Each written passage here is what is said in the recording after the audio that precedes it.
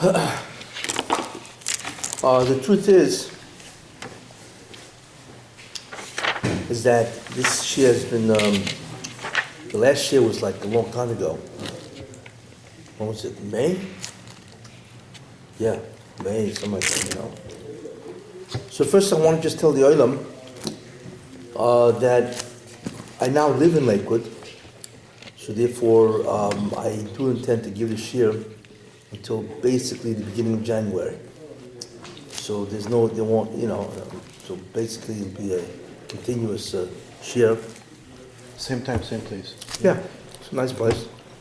I think Matzah Shabbos is the best time because during the week everybody's often running somewhere else, especially yeshiva, third seder, you know. So every Matzah Shabbos, 9:30, it'll be easier as time gets earlier, especially when you change the clock in 2 weeks. You know? Therefore,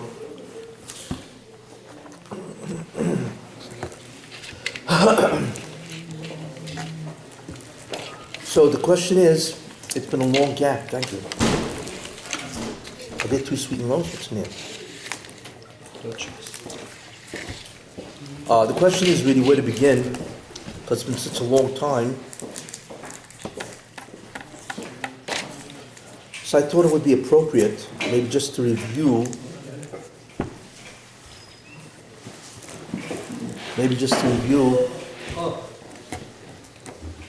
Wow. How did you find out about this? I read newspapers. Have a seat. You started already? No? Oh. I'm just waiting for you. See, it's all minutes your mind, you know? Thank you. Have a seat. Okay.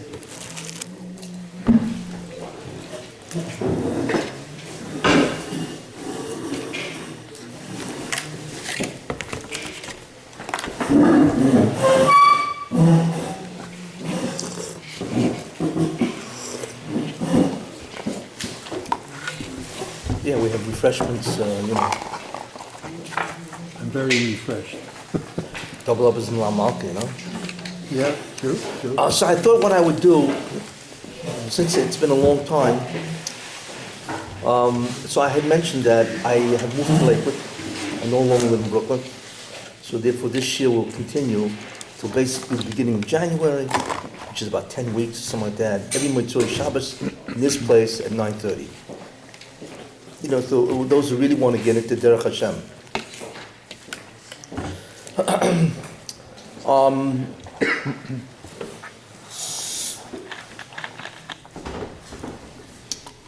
First of all, the uniqueness I had mentioned a while back. Anyway, I really see this as a beginning because there were so many interruptions because I didn't live here and so on. But the beauty of what the Ramchal did, which is really very important. The problem is, and this is a real problem, most people don't even know what the problem, that there is this problem. Information,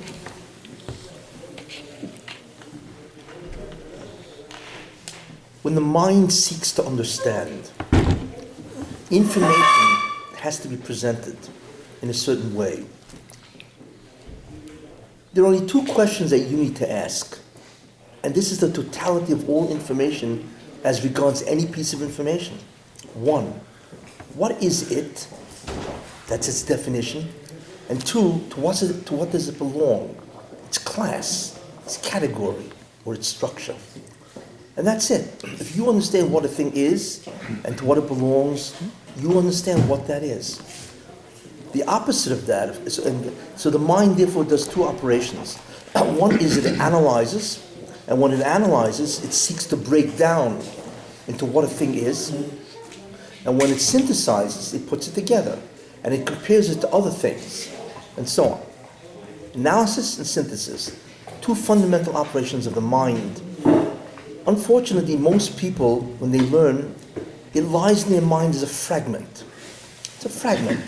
Little analysis, not much structure, and it's a fragment. The problem is, how well do you understand something that's a fragment? This is the problem.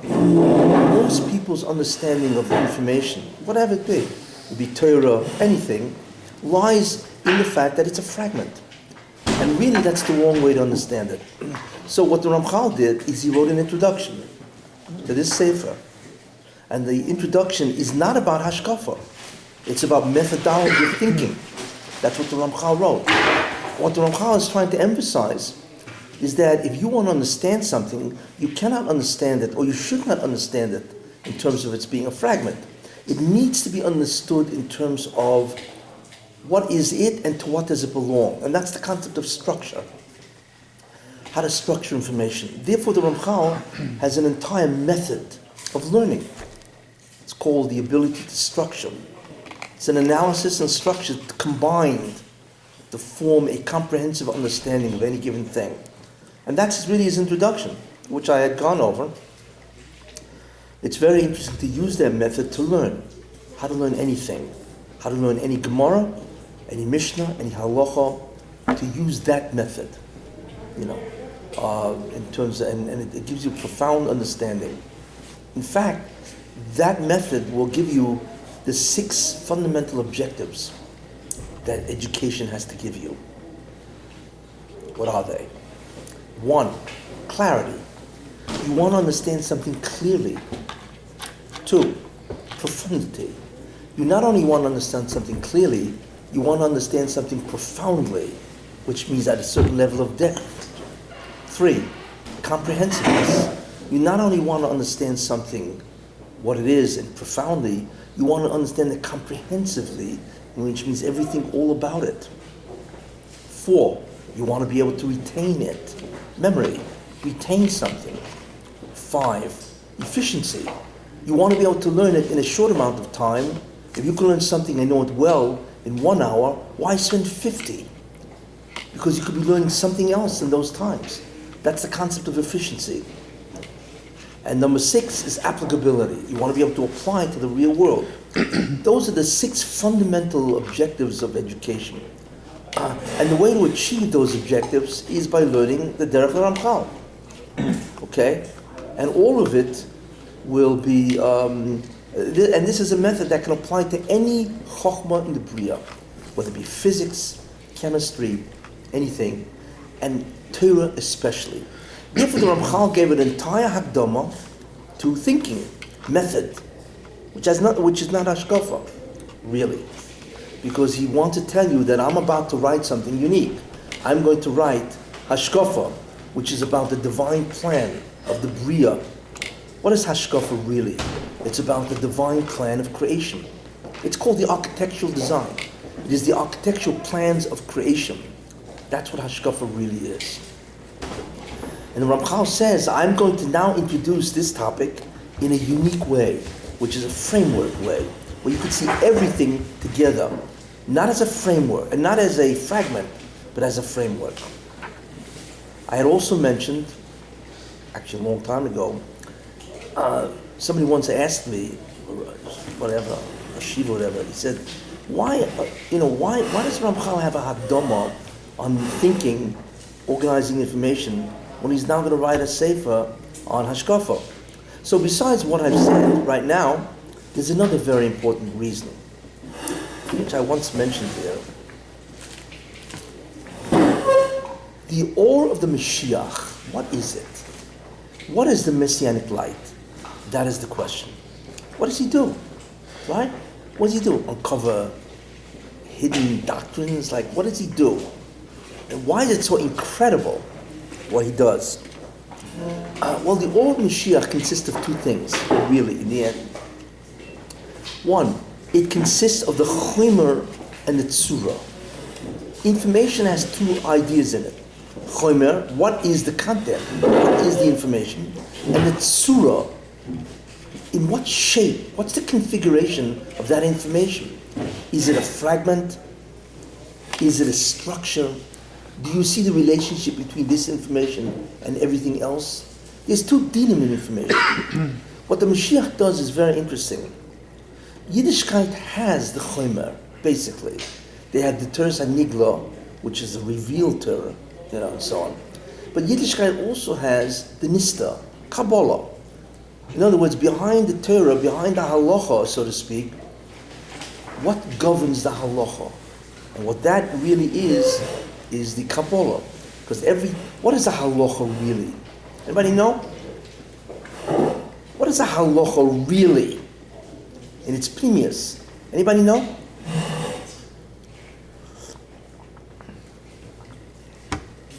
Path? It's what? Path? A path. Okay, a path to what destination? That's the question. Is it taking the mundane and making it kadosh? True. It's true. I'll tell you, you really all know and you really all don't know. Path. It's an interesting concept. What? To take an oil. Who? To be Mesach in the Bria. Sakin the Bria. Okay. So, therefore, what would a mitzvah be? If a mitzvah is masakin or rectifies the creation, what then is it? The answer to that is that a mitzvah is a tikkun device. That's what a device is. A device is a tool, instrument, vehicle that enables you to accomplish something, right? If a mitzvah, right, is a device, it brings about a tikkun of the bria, so then it's called a device. That's really what it is. A mitzvah is a tikkun device. But what does it really do? A mitzvah apipnimius is a device that allows a certain amount of ore into the bria. More ore, the ore which is whatever that ore is masakin the bria. And a mitzvah is a trigger. It's a switch. It's a mitzvah is a switch that allows ore into the bria. And the ore changes reality. In the end, that's really what it's all about. The Jews commanded to do what? To do the tikkun. Judaism is a belief system that we are able to change the reality of this universe. And what is the reality? We live in a physical universe. Judaism is a doctrine, so to speak, that believes that we can change the nature of existence by doing certain things, engaging in tikkun devices. One of the tikkun devices we know is mitzvahs. There are, however, two more, which I once mentioned. The second tikkun device is called tshuva, repentance. And the third tikkun device is isurim, or suffering. The Jews have three tikkun devices, which means that all three, I'm not going into them, can bring the tikkun. What is the tikkun? The tikkun is what's called, what the Ramchal is going to say later, it's called ha'ora, light, enlightenment. Or more accurately, to retransform a physical universe into a spiritual. Is this what the Yevanim were upset That's about? really what? Is this what the Yevanim were upset about? That idea? That they would say, what? That connection, that changing the world, from the Sakin to the, not just doing some ritual, you're actually changing the world through. The Yevanim, the Greek knowledge doesn't really believe in spirituality. Not really. They're into the physical universe. In many ways, that was their conflict with the Jews. You have a whole bunch of things that address spiritual reality. We don't believe in this stuff. We believe in what? Philosophy, physics, right? Astronomy. The real world is really physical. There is no ruchnius in the world. And that was the major contention of the Greeks, which is what Hanukkah really, in the end, is all about. I think what he's saying is that they were afraid that they would take the Ruchnius and change the Who's world. The Greeks. The Greeks were afraid that they would what?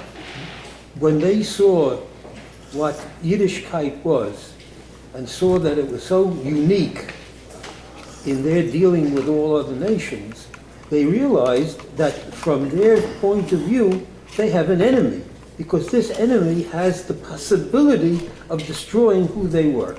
And who were they? They were people who believed essentially in the physical universe. Of course. Okay. Of course, that's the whole difference. Yeah. But what you're really saying is in a certain way you're extending what I'm saying. It's really what it is. The battle between the Jews and the Greeks was on the nature of reality. The Greeks saw that as a threat. Okay. And therefore, when you see something as a threat, you obviously want to eliminate it. It's fundamental wisdom. But the conflict is really, what is the nature of reality? Their response was, we got to kill the Jews, because we don't want them to take away that type of our belief system, whatever. But in any case, therefore, mitzvahs, tshuva, yisurin are really tikkun devices. And the tikkun is what? Is to retransform a physical universe into a spiritual. Literally, not figuratively. That's what we do. You see, we retransform this olam hazeh into olam haba. That's ultimately what will happen. So therefore,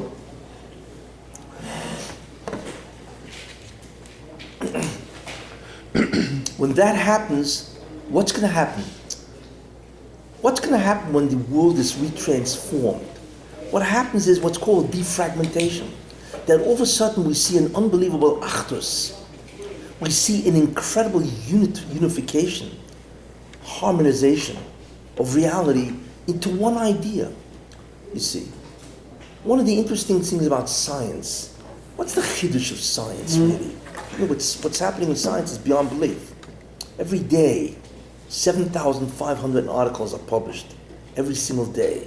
It's enormous. We cannot even comprehend that type of expansion of knowledge. You know, that's why you walk into an electronics store one day, you come back a year later, half the store's gone, it's something else. Why is it? How did science do it really? The answer is the tzura, not the chomer. Science deals with the physical universe, but what they've learned is that there's no such thing as a million different phenomena. No such thing. It's all united, related. So what they try to do is to reduction. They will reduce 5 events into one. Or they'll try to find a law that explains 15 different phenomena. That's what they do. What is that called? That's the understanding that there's an achdus nebriya on a physical level. It's called the Derech Hashem. So they've discovered the tzura of information. Their chomer is olam hazeh, but they've discovered the concept of achdus in reality. We have yet to discover that really. We believe in it, but we don't see it because our learning is all fragments. We do a very poor job of combining everything. What the Meshiach does, fundamentally, is he will be me'achad the bria. He will reverse the entire fragmentation into one. So what he does is he reveals the underlying framework behind the physical universe, and behind that, of course, which is ultimately the spiritual universe. That's what Kabbalah is. It's a study of another reality, and its interface with this. And then behind that is the Rabbi. That's what the Meshiach does. So the Meshiach will enormously, almost infinitely expand our understanding of reality. But what that's the chomer of information. But what he really will do is the tzura. He will ultimately unite the physical universe together with the spiritual, together with the Rabbi. And then you see this unbelievable concept of what reality is.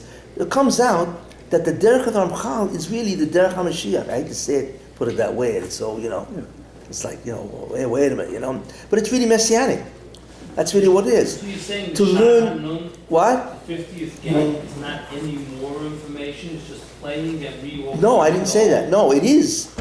Remember, information there's two dimensions of information. What is its tzura and what is its chomer? You see. So what science was? Chomer we have it all. It's in So it's not Torah. adding any more Torah, the way we substance. know it. That's We don't have the chomer. We don't have the Mishnah is Gemara, all the Kabbalah, all the that's chomer. Yes, we have that chomer. That's true, but that chomer is surface. There's an infinite amount of more information besides that chomer. Okay, so it's true. They have science, which is a study of the physical universe, right? That's olam hazeh chomer. We have olam haba chomer. That's true, but we have it on a surface level. You see. Tremendous surface. And I once brought the Medrash. There's a Medrash Rabbi, incredible Medrash Rabbi, at the end of Koheles. If you want to look at it, it's Medrash Rabbi at the end of Koheles. The Medrash says that the entire Torah of Moshe Rabbeinu, it's a lot of stuff, is hevel compared to the Torah of the Mashiach. Let's understand what that means. Chutzpah. What? Chutzpah. I mean, this would be apikosis if it wasn't a medrash. You know what I'm saying? It says the entire Torah of Moshe Rabbeinu. What's the entire Torah, right? You do what? Bavli, Yerushalmi, all the Rishonim, Yachronim, right? You're talking about all the Shelas and Shuvas from. You're talking about hundreds of thousands of manuscripts and Sfarim written and published over the thousands of years. And this is Hevel. What's Hevel? Hevel is Luft. Nothing. It doesn't even have a mamash. It could be because it's Connected not the explained. ore of the Mashiach, the idea we have now is Hevel. It's not more knowledge, more idea. It's just understanding what we have on a deeper level makes the old hevel, because a child understanding compared to a much bigger understanding is the surface understanding is hevel compared to But that deeper level is unknown to us. Sure, but It's it doesn't unknown. mean that it's more knowledge, more. It doesn't mean that it's more material. Of course, it means It's more just material. re-explaining everything on a nimshal level or on a deeper level. If a guy comes down with a cold, right? Comes down with a cold, and he has certain symptoms. So that's knowledge at a certain level, right? But then if you talk to a doctor, he said, "What do you mean cold?" You're looking at the symptom. Below that symptom, there's an entire mechanism of the human body that goes awry, right? And then what causes that, right? You talk about pathogens. That causes that. That's a whole different level and information. You know what I'm saying? It's enormous amount of more information. You know what I'm saying? You can't believe how much books go away on just pathology. You forget about the other branches of medicine, So what the Meshiach reveals, and that's why I want to bring out the significance of that Hakdama, is that we're talking about an author that is espousing Derech HaMashiach. That's really what it is. That you want to learn that what the Meshiach will do is two things, Chayma and Tzura. He will reveal the Chayma, and we have Chayma, but we only have a surface of the Chayma. Right? But but in a certain sense, he's going to reveal the achdus of all this information. How it all emanates from the Rebbeinu Shalom. We don't have no inkling of how all that. Look, can you connect Zeroim to Taurus? Who's going to connect the Zeroim to Taurus? Right? Can you connect Kochem to Nezikin? No. I don't see the connection here. There's 613 different mitzvahs, basically. Yeah, you can categorize some of them. You can't connect them conceptually. But the truth is they are connected at a much deeper level. But we have to get down there to see the connection. Right now we don't. What's the relationship between these two areas that Mashiach will teach us, the Chaymer and the Tzura? Is it because he's going to bring new Chaymer that will enable us to understand? He will Tzura expand what we almost have? infinitely the amount of Chaymer, even though we have the Torah. Right? And he's going to reconfigure the whole thing into a mind-boggling tzura. I mean, with the new Chaymer, he's able to reconfigure the Tzura. Well, that's what he's going to You reconfigure. can add to the tzura as well. Because It's also the two separate things. It's because of the chayma which allows What's the the tzura to relationship? be given. Is there a cause and effect here? Well, Because of the new chayma allows. He'll start from tzura. I mean, he has to start from tzura. no. He's getting the Chaymer because it's a new Wait, no. There are two different types of being. There's what's called a substantial being and an accidental being. We need to become philosophers, actually magicians. Roundness in a ball. What type of a being is that? I look at a ball and it's round. What type of a being is that? Roundness doesn't exist by itself. Did anybody ever see roundness? No. It doesn't. Right? It's a type of being that needs to adhere into another being. That in philosophy, it's called an accidental being. That's what it's called. It's not an accident. It's called an accident. It's called a mikra. There's an etzem and a mikra. If you look at the Rambam and his forum, you look at philosophy and so on and so forth. Surah is an accident in Chayma. Not the other way? Yeah. That's the other way, no? Roundness is an accidental being, isn't it? Without Chayma, there's no such thing as roundness. Without a substance, you can't have roundness without a substance. So it's called an accidental being. It is a being that is completely dependent on the existence of something else. And if you remove the etzem, roundness disappears. Right? That's called a substantial being and an accidental being. To configure information as an achdus is what? Is an accidental being.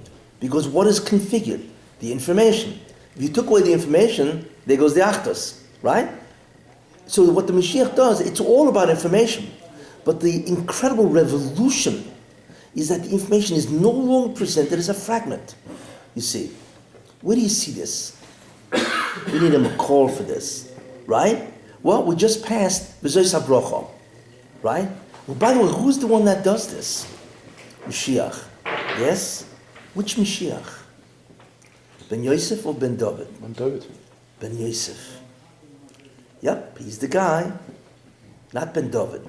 What's the difference between Yosef and Ben David? A lot of differences, right? But one of the ideas of Ben Yosef is that he's softness paneach. He's a revealer of hidden things. What does that mean? He's the one who expands the information and reconfigures it. Where do you see this? Well, take a look at V'zois HaBrocha, right? V'zois HaBrocha. Actually, if you really want to understand this, go back into Vayera Vayivoke Yom Echad. Why does it say Echad? What does Rashi say? People remember what Rashi says? It should say Yom Rishon, right? There are two types of numbers. There's an ordinal number, first, second, third, fourth, and there's a cardinal number, 1, 2, 3, 4. So Rashi says, wait a minute, every day it says Yom Sheni and so on, right? That's called what? Second, third is an ordinal number. A cardinal number doesn't say. But on the first day it says Yom Echad, one day. One is a cardinal number. Why does the Torah switch? So Rashi answers, because on the first day there was just a Rebbeinu Shalom.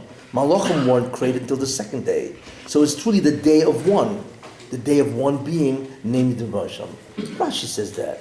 But if you think about it, you can really say something more, right? Another pshat. What is that? That Yom Echad really means this. Of course, it was only the Rebbeinu Shalom. But if anybody had been on that first day, right, what would he have seen? Right? He would have seen an infinite variety of chomer, of creation, because everything was created on the first day. It didn't pop out until the rest, but it was there. So what would he have seen? He would have seen almost an infinite variety of things, because the Rebbeinu Shalom created. But it doesn't make a difference. Even though there's an infinite variety of things, it was still Yom Echad, the day of one, because at that time there was no veil. You immediately saw how everything emanates from the Rebbeinu Shalom. So in the end, it's really one. It's true there are many expressions, but there's only one thing called God.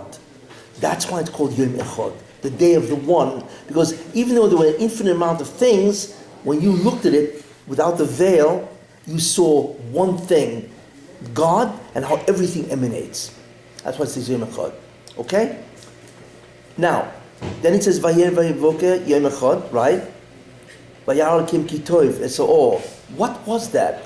The ability to see where everything emanates from one thing, which is the absolute greatest structure of all, is called the Or Mashiach. That's really what it was.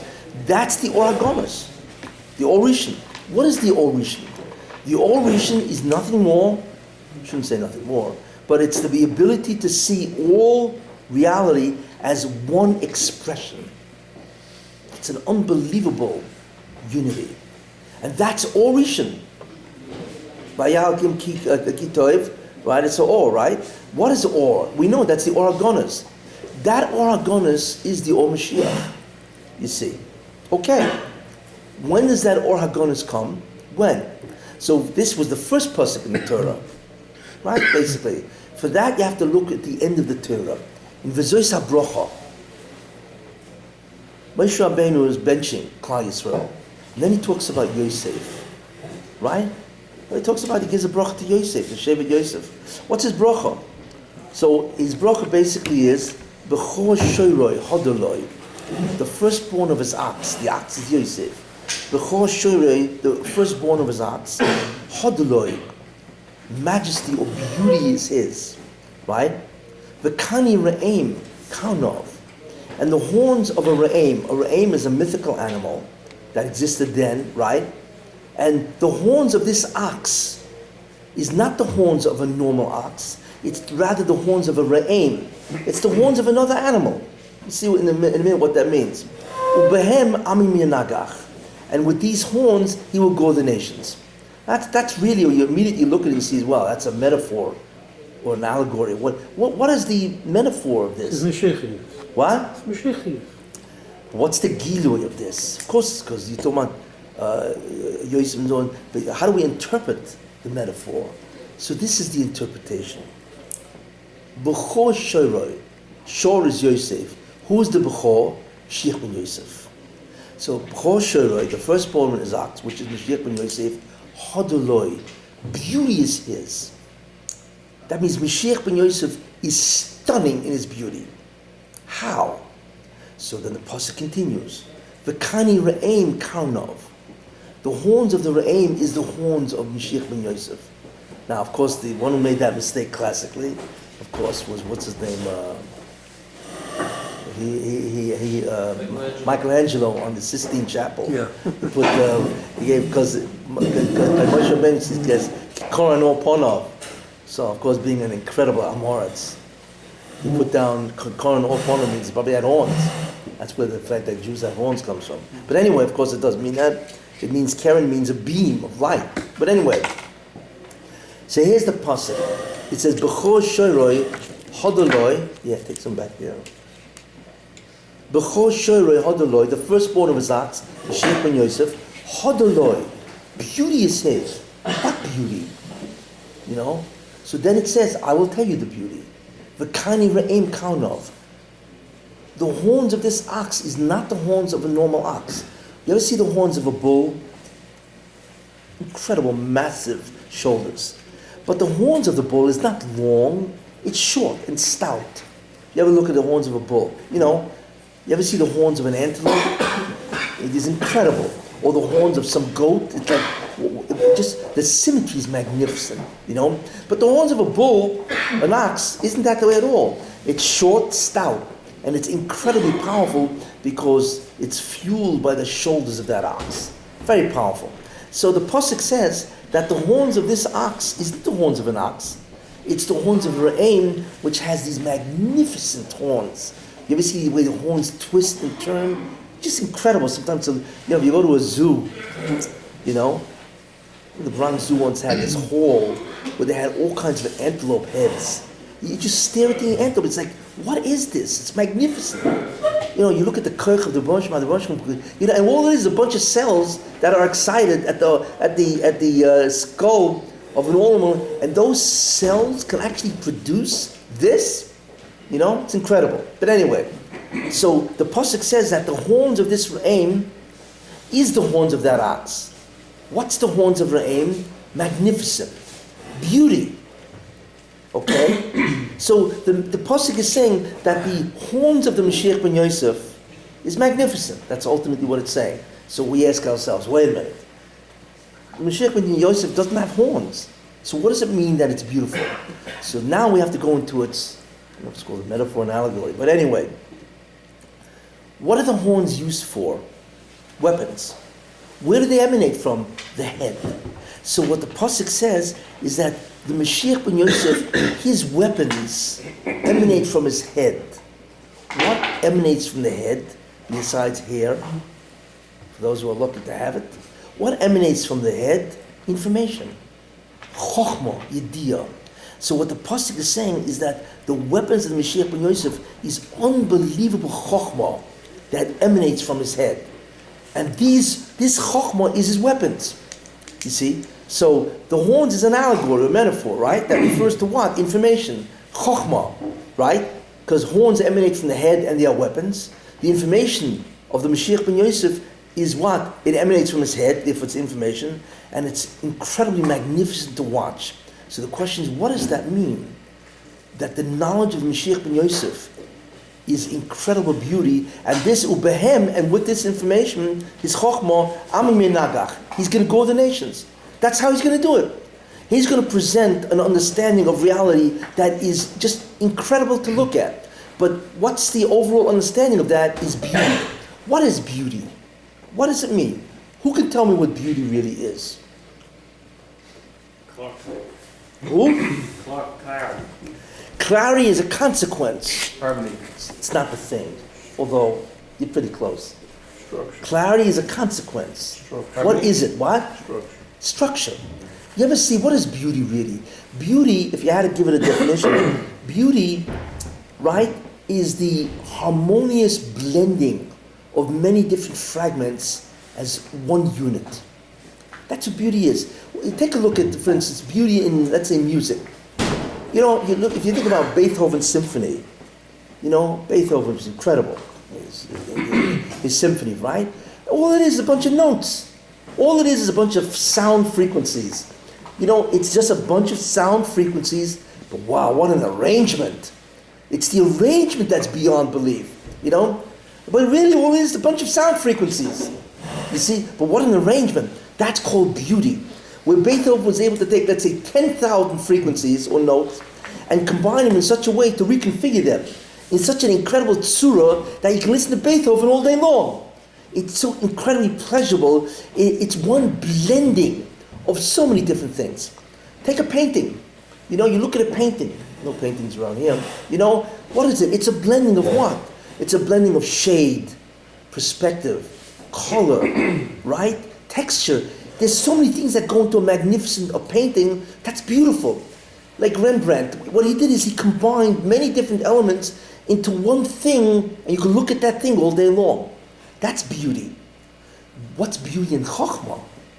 So we have beauty in art, we have beauty in music, right? Beauty in dress, fashion, is the ability to, put together a color-coordinated, where everything is wow. Like a person walks in with a suit, the color, the tie, everything matches. That's beautiful. What's beauty in Chokhmah? It's beauty in people. There's beauty in people, yes, where a person has characteristics that blend into so almost like a perfection and so on. But the concept of beauty is always a blend of what's called fragmented or disparate parts. That's what beauty is. What's beauty in Chokhmah? And this is the secret. That's why it's Hadaloi, beautiful. It's beautiful to look at the Mashiach ben Yosef's horns. But what we're really saying, it is beautiful to look at the Mashiach's Chokhmah. What's beautiful about it? Its structure. It is so unbelievably elegant, and science has a word for it. It's called elegance. In fact, science holds that one of the greatest tests that something is true is that it's elegant. That's how they're so convinced that all nature, what they call nature in reality, is elegant. The word elegant means it's beautiful, it's born. I mean, there are certain people that have come up with formulas that are just magnificent. Einstein is one of them.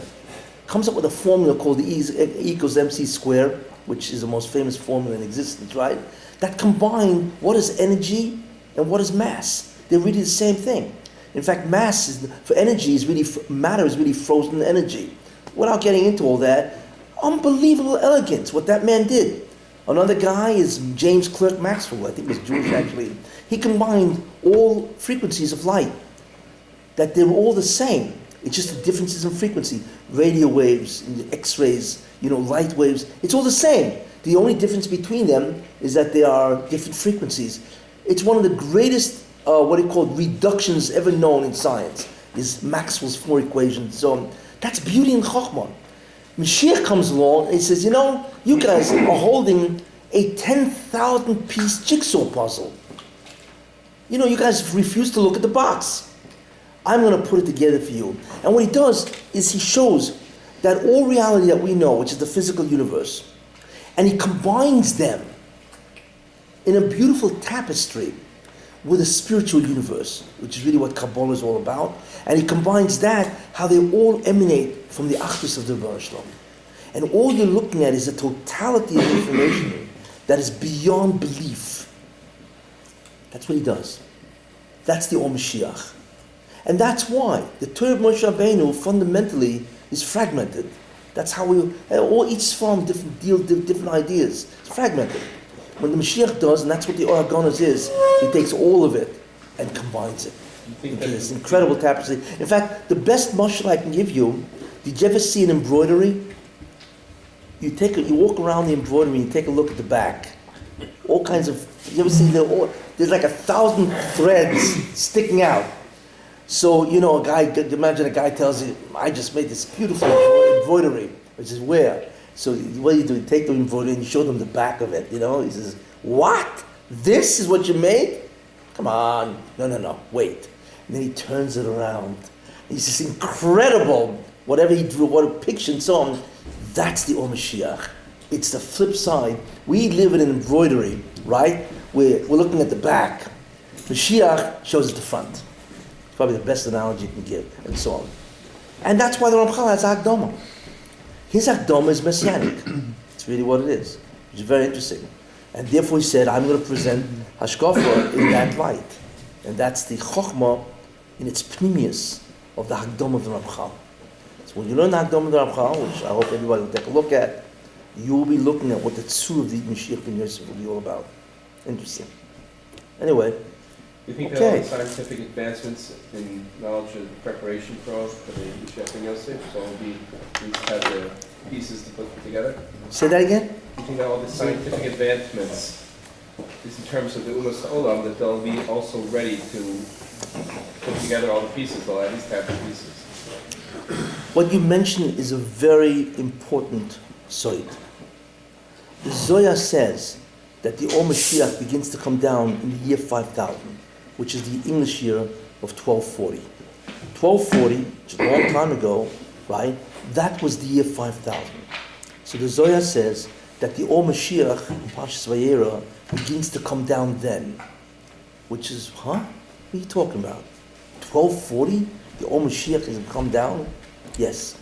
What does the Zohar mean? First of all, why 1240? Because 1240, which is the year 5000, right, is the beginning of Friday, right? We have, right, the world will be last 6,000 years. Why 6? Because you have 6 days of creation, right? 5,000, that means 5 days have passed, which is Sunday, Monday, Tuesday, Wednesday, and Thursday. Thursday night at 6 p.m. is the beginning of Friday. That's the year 5,000. And since Friday is Erev Shabbos, the Rebbeinu Shem begins to be making the Bria to understand the Or Mashiach. That's what happens. That's what the Zohar is referring to. Fine. So therefore, what the Zohar is saying is that the Or Mashiach, the Hachana, begins, how many years ago is that? 2240? It's a long time ago. It's more than 800 years. Well, it's actually 5,773. 773 years ago, right? That's when it began. Is this true? That's the question. Where do you see the historical evidence of this? Anybody know? Where's the historical evidence for this? I mean, it's nice to have a Zohar, and the Zohar says something very interesting, right? That the Or Mashiach begins to come at 1240, which is the beginning of Friday, right? But we have to ask, first of all, we now know what the Or Mashiach is, so we're ahead of the game, by the way. Because first I would have to explain what it is. But we have an inkling of what it is. It's Surah and Choyim, which is enormously expanded, almost infinitely, right? So the question is this historically true? And the answer is yes. And I will show you. It's historically true. What the Russian did is he brought down that ore. The Shefa came down, which means that it actually influences the mind of man to begin to think that way. The interesting thing about that is once the Shefa came down, it came down for Jews and for Goyim. Because that's the Shefa. How did it come down for Goyim? What is the Or Mashiach? Really? What's called the Or Mashiach in the Klippa. What is it? What is the Or Mashiach really? What it really is science. It sounds astounding. Science is nothing more. It takes the reality of the physical universe and it studies it. But when it studies it, it does two incredible things. It goes to the depths of that area. If you're into biology, then you're into DNA, you're into micropathogens and so on.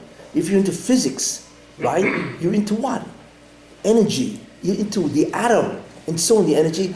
What the Or Mashiach is always looks at the pnimius, from which it then extends everything else, and then it gives an overlay of the tzura of this incredible actus. Science began in 1240. Are you aware of that? Until then, science, or the study of the physical world, was dominated by Aristotle. And Aristotle is an armchair philosopher. He used to think. He never did experiments. the famous case of disproving Aristotle was Galileo. When Aristotle says, if you have two objects, heavy and light, who's going to fall faster? They're heavy. Well, so along comes Galileo, in the 16th century, goes up to the top of Pisa, right? Famous, right? Leaning Tower of Pisa. By the way, and I was in the Leaning Tower of Pisa, by the way, and it really leans. It's scary to go up there, it's but today they don't let you up anymore because it's leaning too far.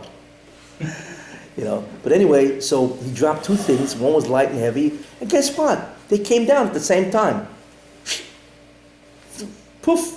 No more Aristotle, and so on. So Aristotle held up science for almost 2,000 years. Along comes a guy. His name is Roger Bacon, and Roger Bacon initiates the scientific method. Broke away from Aristotle, and he said, "What is this business of thinking? We got to get into experiment. There's no thinking here, So Roger Bacon is credited with beginning the scientific method, and he lived right around 1240. It's mamish when he lived. It's astounding. What an accuracy. Okay? Now, so the Or Meshiach, or the ability to see things reconfigured as a tzura of achdus, already begins in the Goyish world. It's not so much Goyish in the sense that it's the reality, but it's an amazing thing that they themselves, Goyim themselves, could never have begun science unless the Or Meshiach would come down. They need the Or Meshiach, just like we. So what was the impetus, or the koich of their machshava was the Or Meshiach. And therefore science began. And it then began by leaps and bounds. Right? But wait a minute, it wasn't only them who got it. Who else? One of our guys got it. Who is the one who's Meshana, that Surah Bavli? Who was that? Who? No. The Rambam. The Rambam. What the Rambam did was astounding. And that's one of his redifas.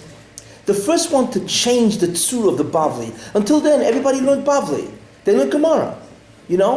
Along comes the Rif. And they had murdered Redifus. Most people don't know that the Rif had murdered Redifus. They were right of him, even though he lived to almost 100 years old. Why? Because how dare you cut out, abbreviate the Bavli? That's what he did. He wrote a Pirush that he cut out a lot. He edited the Bavli. And they went crazy. So they were right of the Rif. But at least the Rif remained with the Bavli, the basic, he just abbreviated, he edited the Bavli. Along comes the Rambam, and he just changed the whole Tzura. He just got rid of all the sugyas, and he just put the maskonos of all Shas. Which is unbelievable. When did the Rambam live? What did the Rambam do? He didn't change the Chomer. It's the maskonos of Shas. What he changed was what? The Tzura. He was ma'ached the Tzura of the Bavli. Instead of what the Bavli says, right? Ashir b'mokom echod, ani b'mokom acher, that in one place, that Gemara is like what? You'll find a lot of the sugya in one place, Avodah Zarah, and some of the sugya somewhere in Masechta Shabbos, which presents a tremendous difficulty for us because everything is spread all over the place. That's the essence of fragmentation. Along comes the Rambam and puts it in one place, and he organizes it, right, from simple to more complex. He changed the tzur of the Bavli. That was terrible. That's why one of the reasons why they were right of the Rambam. And you think he was the last guy. He wasn't the last guy. You know who else they were right of? They means Klal Yisrael. The powers, the Rabbonim, yeah. You know who else they were right of? We would never believe this today, because to us, they're icons. To them, in those days, it's Apikoros. In fact, they burnt the Rambam, and they woke up when they realized that in Paris they were burning the Bavli. So they said, Shemayim is Moide Kitrum. How do you burn the Rambam? So the Einish was they were burning the Bavli. Whatever, I ain't into the history of that. But so they were right of the Rif, they were right of the Rambam, and you know who also were right of? Ramchal. Who? Ramchal, Yeah, well, Zich was right, yeah. Doing the righteous. Yeah, but They you know who chased also him were right? out. What? They chased him out. Yeah, but He you know had who to else go were? up to Ramchal. Ramchal. Yeah, Ramchal. Schrecklich Redif. It's incredible. But it's like, you ever hear the old American statement, he who laughs last, laughs best. All the people who write of the Ramchal, hardly anybody ever heard of them. The Ramchal is known throughout the entire Jewish world. So in the end, he laughs. You guys were worried of me. You guys want to extinguish my name and my flame. Guess what? None of you guys, people never heard of anymore. For instance, when was the last time you heard of Katzenellenberg in Frankfurt? Who was that? My point exactly. He was the one that was rated from. It was when was the last time you guys heard of Moshe Chagiz, the Venetian Rabbonim? Anybody here heard of Moshe Chagiz? Yeah, because it's a Rechoev Chagiz, right? That's the only way you know it's a Chagiz. Yeah, because he lives in Rechoev Chagiz. You guys never heard of Moshe Chagiz? He's one of the main guys who wrote the Rambam. Ramchal. So in that sense, Ramchal laughs last. Okay, whatever, But you know who they're right of to? The Beis Yosef. They're right of the Beis Yosef. The Beis Yosef to us is like what? Is like Moshe Rabbeinu, the Shulchan Aruch, right? They were right of why? Because how dare you take out the psak of the Bavli and write it to a kitzah? What is this? We don't even understand this. I mean, today the Beis Yosef, without the Beis Yosef, where are we? We're lost. This is incredible. But anyway, so what I'm telling you now is in 1240, science had its beginning with Roger Bacon. They changed the tzur of Chokhmah, the physical reality. And the second is the Judaism had its renaissance. Wow, with the Rambam. That's mamash what the Zohar says, you see. And then, of course, from once it started, it began to go more and more and so on. The Rambam had both. What? Yeah. Wasn't the Zohar? But anyway, what? And the Zohar, yeah, that's another thing. That the Zohar was discovered, even the Zohar itself was discovered in 1290, 91, 92 by Moshe de Leon, whatever, and so on. So not only was the tzura of Yiddishkeit, of Sfarim, that began to change, right?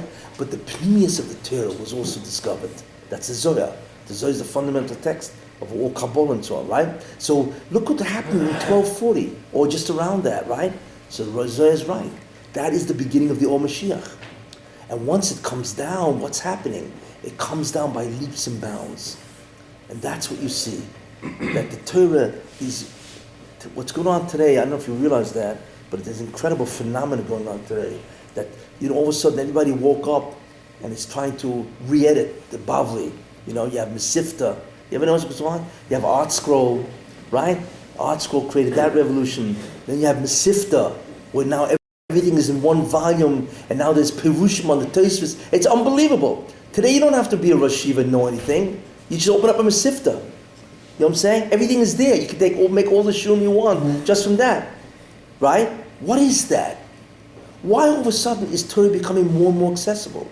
And the answer is because that's the Or Mashiach, that's the Shefa, that's making Torah more and more clear, easier to learn. You see.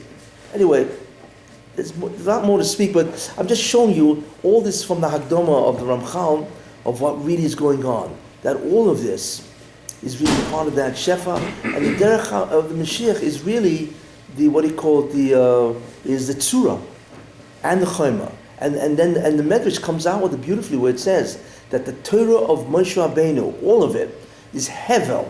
It's not even a mamash compared to the Torah of Mashiach. And Mashiach is a person that will live in Olam Hazeh. We're not talking here about Olam Haba. We're talking about the last Tekufa Olam Hazeh. That's when he lived. Could you imagine that he's going to produce a Chokhmah that nobody could believe? Like it says in the Navi, Kimayim El Mayim, that Kimol Oretz Deus Hashem. The universe, the world will have unbelievable knowledge of God. Unbelievable. We can't even comprehend how much they know. And how far are we from Mashiach anyway? Really, It's hard to believe that this world is going to go from a world of fundamental ignorance to a world with such a saturation of knowledge in its totality overnight. It's hard to believe that. But you know how you can believe that? Because how do we know? Whatever the Moshe does, he always gives you an example first. Always does that. How can we understand that the Or Mashiach is going to proliferate at an astounding rate overnight? Because how many days we have left anyway to the end? You know how you know that? Because take a look at the parallel of the Or Mashiach. Where's the parallel I said? Science. Okay. So in 1240 you had Roger Bacon, right? Then in 1500 or whatever you had Francis Bacon. who expanded on the scientific information. And then in 1670, whatever, along comes not the father of science, but the father of modern science, Newton. Newton revolutionized science. He revolutionized physics. Right around then, okay? Why? Because 1740 is 5,500. What's 5,500? Is Friday morning, 6 a.m., the beginning of the last day of creation. So right before that, the world changes. Along comes a guy like Newton, and there were many other discoveries made that changed the entire world. Okay? This is part of the Meshiach in science. But wait a minute. Between 1240 and Newton, science progressed very slowly. Maybe there was one discovery every 100 years. Maybe. That's called an arithmetic growth. It's like 1 plus 1. From Newton, okay, until 1950, or let's say 1840, or whatever, let's say, it's more to say, let's say 1900. Science began to experience not an arithmetic growth, let's say 2 plus 2, but a geometric growth, 2 times 2. Because what has been discovered since 1890 and today is beyond belief. You have no idea what the world was in 1890, and everybody thought they knew everything by then. It's a joke. Now, between 1890 and 2012, the world is not going 2 plus 2, which is arithmetic. It's not going 2 times 2, which is geometric. It is going 2 to the power of 2, which is exponential. The growth today is exponential. We cannot believe what's happening. Like I told you, every year, every day, 5,700 journal articles are published. Every day throughout the world. At that rate, the sum total of human knowledge will double every 5.5 years. You know what that means? If you take a look at the Library of Congress, they have approximately 80 million things. In that building, the Library of Congress, 80 million. Can you imagine that? But by the way, you can take, I think they have 20 or 30 million volumes, you know. You could take all that and put it into a closet of hard drives. Yeah. You take all of that, photograph it, and you can have one closet filled with, because today they have terabytes, and 3 terabytes, whatever. You can put the whole Library of Congress in a whole series of discs. It's beyond belief. But imagine every 5.5 years, the Library of Congress doubles. You can't. We cannot masik what is going on today. Why?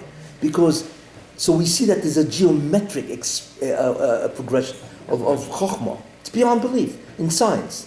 And they themselves don't understand what's going on. They can't believe the rate of information is staggering. And listen, 9 out of every 10 scientists who ever live today. They live today. Okay? That shows you where science is at, you know? The difference between a guy who lived in 1840 and a guy who lived in 1840 BC and the guy who lived in 1840 CE is minuscule. They had different clothing and all that. That's about it. But take a guy who lived in 1840 CE, which is 1840, to today, it's beyond belief. It's not just, it's just, so you take a guy who lived in 1840 and you put him in a time machine, right? And then you walk him down Manhattan somewhere, right? He'll die of a heart attack. Remember only a couple of years ago, people used to talk to themselves in the street. You thought they were crazy. You figure you do mechesed, look up a psychiatrist for them, right? Today, they're all talking on their cell phones. I mean, like, more insane, you're just with it in technology. Today, it's like, you can't believe, right? This is all the Mashiach coming down in incredible rapidity, right? And the tzur is incredible. Where's the Ruchni stand on that? Oh, wait. So, right? And like I said, the information, the explosion of information is beyond belief. What is this really? And when did it really pick up? From 1990. The internet, even from 1990 till now, it's been beyond belief, right? Why 1990? Because 1990 is 5,750, right? Which is Chatzos.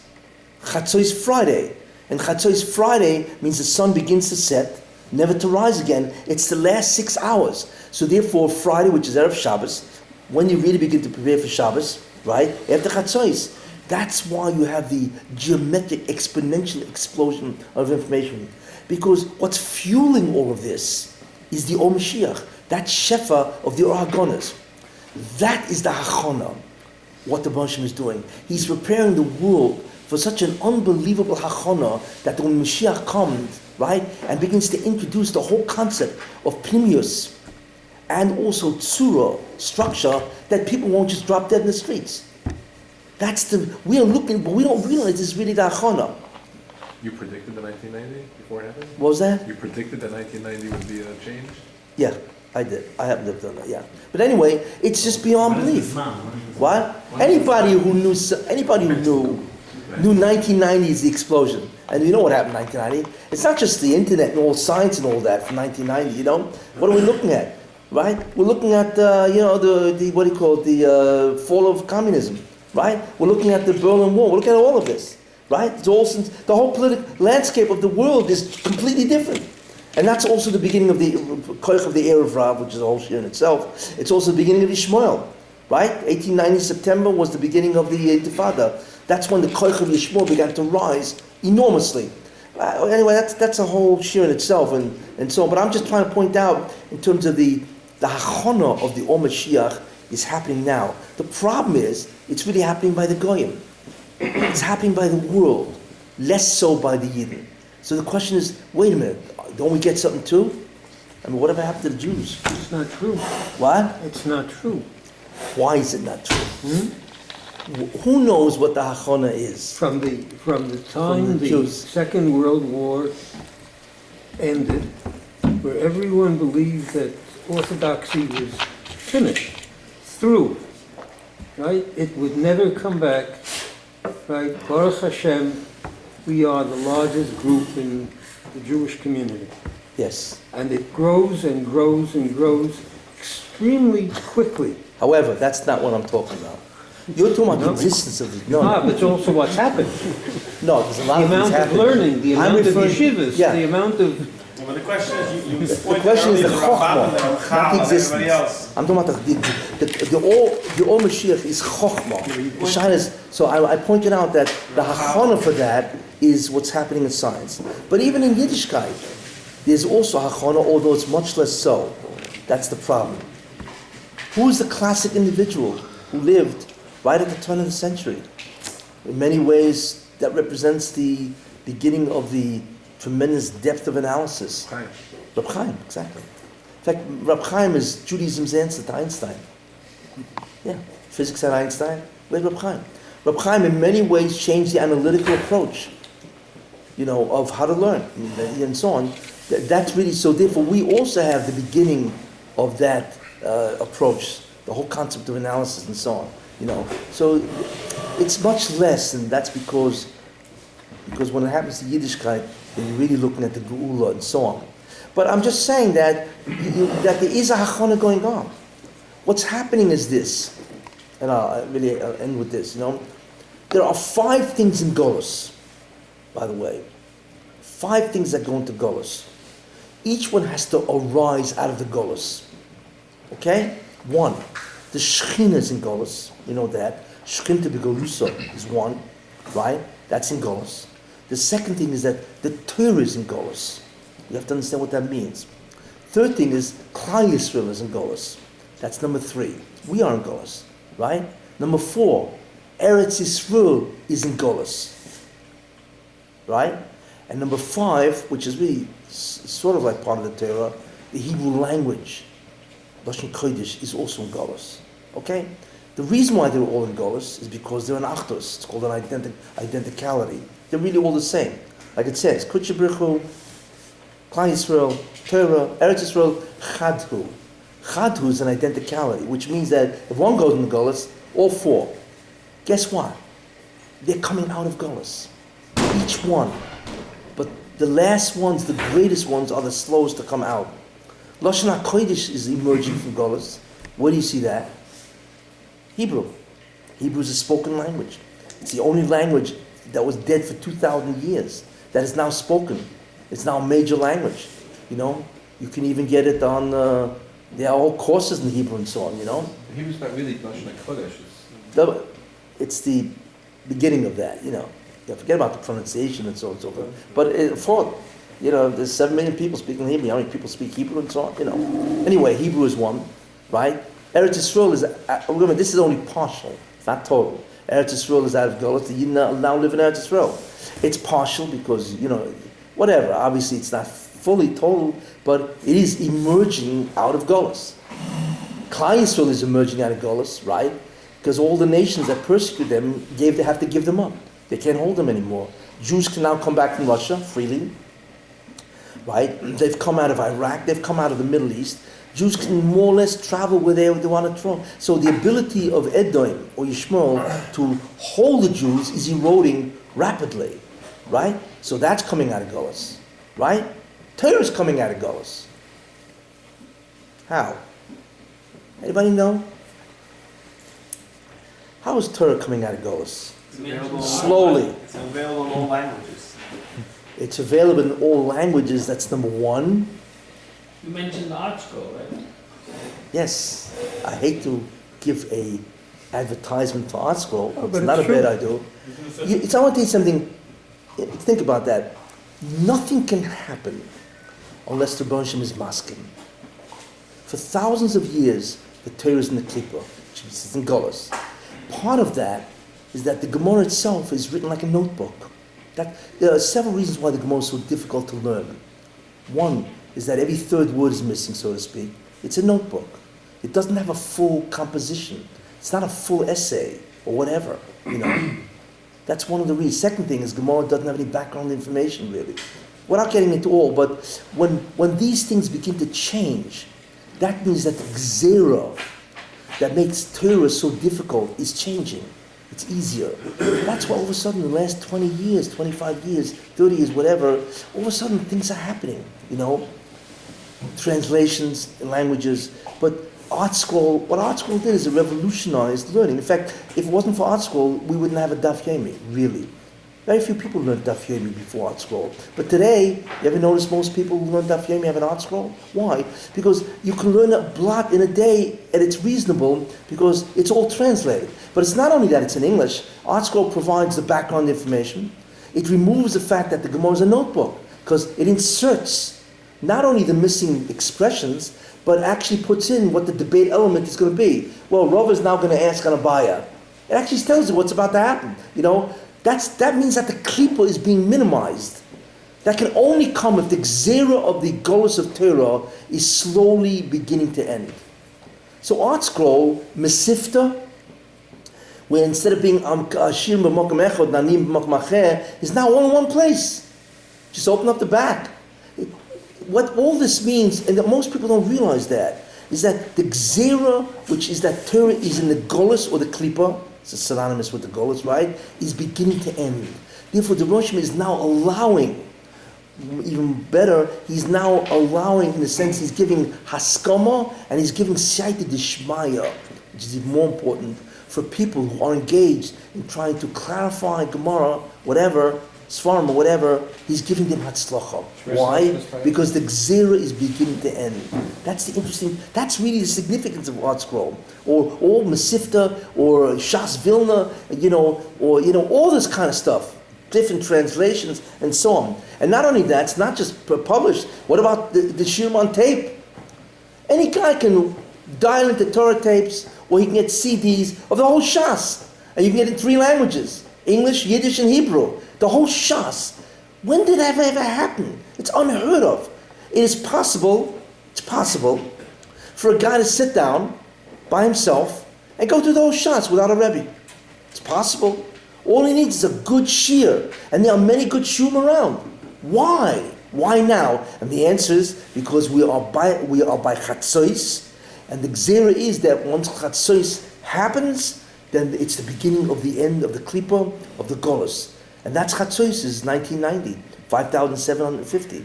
So in every which way, in published, in Sfarim, and everything, things are happening which makes learning much easier today, whether it be by telephone, iPad, whatever. A guy today can become an incredible Talmud Chacham because it's now all available, and so on the internet, whatever they got, and so on. What does all this mean, and why now?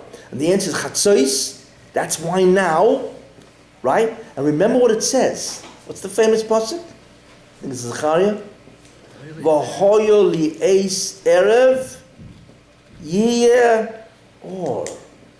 That's what it says. When does erev begin? When does Beinu Abayim begin? It begins by Chatzos, doesn't it? And that's what's happening. Around 1990, the or is beginning because the erev is beginning. Beinu Abayim, you see. And therefore, that changes the Gzera. And therefore, even the Torah is coming out of the Klippo, out of the Golos. The last thing to come out of the Golos, of course, is the Shekhinah. That takes a while, and so on. But that also will happen. And once that happens, of course, then you're talking about the entry of the Meshiach. So why do so many Nisyonis and Kedusha on the different... Nisyonis and what? In Kedusha, to the internet and this kind of thing. If the R is so big, why are there so many Nisyonis more than any other generation before? You know why? When evil is about to die, what does it do? It's going to try to drag you with it. When a star blows, dies, becomes a nova.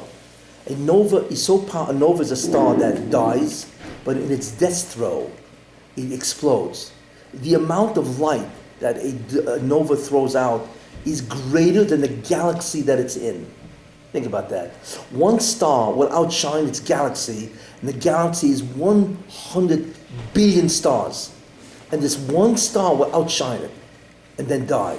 You know, before evil dies, what does it do? It explodes, which means it's going to grab all its koiches. It consolidates all its kitrugim, that's really what it is. All its energies, all its Kabbalah, its nitzoitze kedusha. Whatever kedusha it has left, whatever koich it has left, right? It's going to consolidate it, and a massive attempt to drag us down. Massive. And the problem is, the great nisoyin in today's generation, in many ways, it looks like it's taiva, which it is, but it's much more emunah. In the end of time, the real nisoyin Klal faces is an emunah, real emunah. Because we look around and everything is a contradiction. Everything, you know. Why is it evil people succeed all the time? And so on. You know, the UN, or why is it sheker, evil, taiva, gaiva? How come these things are at the top of everything? You know? What's happening here? And the answer is, this is the last death throes of the Satan. And that's why it's so difficult today. Today we are in a matzav, if you want to realize that, we are in an incredibly accelerated rate to end the Olam Hazeh. So what the Moshe has done, what do you think the Holocaust? There are many reasons for the Holocaust. One of them was to accelerate the coming of the Meshiach, which means payback. What the Moshe did is, in one generation, he put all the neshamas that needed to balance the books, to get rid of all the kitrugim against them and all the chayvas, and so on. He took all of them, all the Yidden, and he married them, in a certain sense, to the neshamas of people who were alive. So in one shot, in 5 or 6 years, the amount of Yisurin that the Yidden experienced was probably equal to 1,000 years. Why? That's one of the important concepts of the Holocaust. There are others, but this is one of them, right? The Holocaust was one of the greatest accelerations events known. And what that tells you is the Moshe wants to end it now. What the Holocaust did is it provided enough Yisurin that normally would have taken Klal Yisrael 1,000 years. He did it in 6. Why? To balance the books. That's what he did. That's one of the important significance of the Holocaust that most people do not realize. That's why it was so horrifying, because it had to balance by accelerating the Yisurin in such a fiendish way. 1,000 years worth of Yisurin, one shot. What that did is it allowed Klal Yisrael enormously to walk away. It's like v'nikli ochicha b'yodecha. You're going to get 39 makas, and then you're okay. That's one of the important ideas of the Holocaust. It was an acceleration process. There's also other things that it did, that it produced incredible choshech, very difficult in emunah and so on. The Holocaust had a number of objectives which it all accomplished. But in the end, the bottom line is let's get rid of this Olam Hazeh. Now, I want to bring Meshiach, not 300 years from now, I want to do it now. Now means 30, 40 years. That's why you had a Holocaust, that event. And because of that, Torah is coming out of the Klippa. That's why we have Eretz Yisrael right after the Holocaust. That's why Torah is coming out of the Klippa and so on and so forth. What allowed this to happen is all the Kitrugim against Klal Yisrael were answered, they were cancelled. That's what the Holocaust was. Hashem doesn't do this to Klal Yisrael for nothing. There's a profound reason why this happened. You know, Hine Goalti Eschem Achis Koresh, right? It says, behold, I am going to redeem you. The second Gula will be like the first. Right? We say that in Kedusha. That's a murdik soid. What that tells you is that the Geula Asida will be just like the Geula Rishona, Moshe Rabbeinu, in Mitzrayim. In fact, if you study correctly the concept of Mitzrayim and the Yidden, you can actually figure out many things about the Meshiach, who he is, what he is, how he comes, and so on. But one of the things that you see is very interesting, right? What we see is that, what was the last year when Moshe Rabbeinu came? It got worse. Why? Because the Moshe had to accelerate the process. Klal Yisrael did not deserve to go out. That was a murder kitron, where the Sultan said, you guys don't deserve to go out. So Moshe said, wait. What he did is he subjected the Jews to an unbelievable amount of Yisur. That's why the last year that Moshe Rabbeinu came, not only did they have to make bricks, they had to gather the straw. It was shreklach. It was terrible. The Yisur of the last year of the Yidden probably equaled 100. But it had to happen. In fact, Moshe Rabbeinu did not understand that. We know that because he came running back to the Moshe and he said, "Lo mahare oiso, why did you do evil?" Wow, I'm sure the Moshe Kavioch was taken aback, so to speak. You can't do that when you go. So the Moshe said, "It's okay." He was ne'enesh.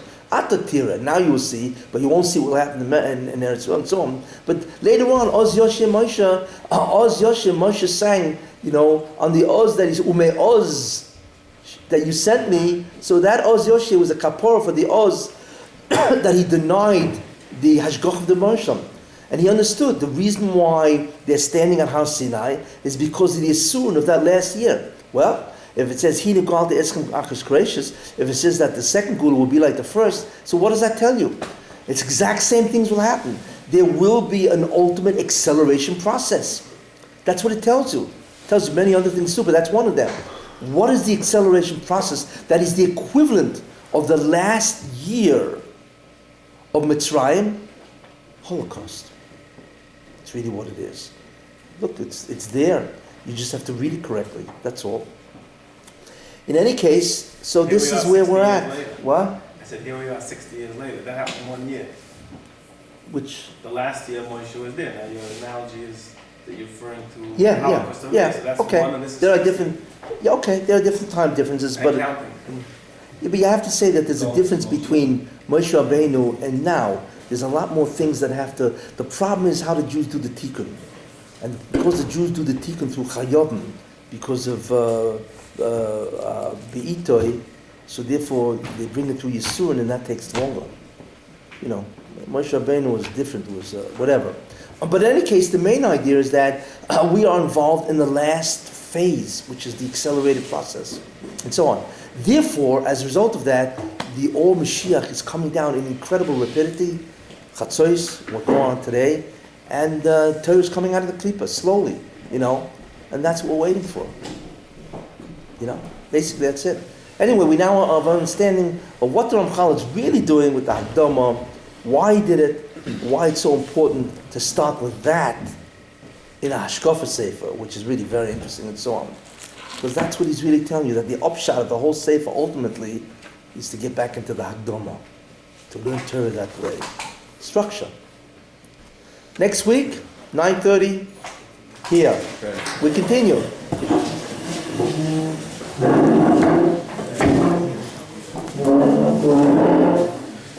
Sure.